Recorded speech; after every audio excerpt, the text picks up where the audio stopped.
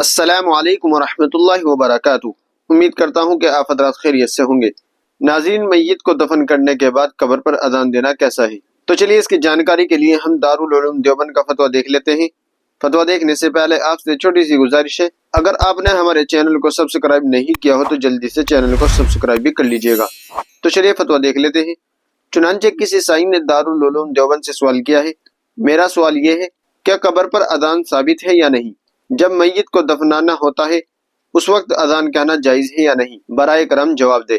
تو چلیے دیکھتے ہیں دارالعلوم دیوبند نے اس کا کیا جواب دیا ہے۔ اس کا جواب آپ اپنی اسکرین پر بھی دیکھ سکتے ہیں۔ بسم اللہ الرحمن الرحیم۔ میت کو قبر میں لٹانے کے وقت یا اس کے بعد اذان کہنا ثابت نہیں۔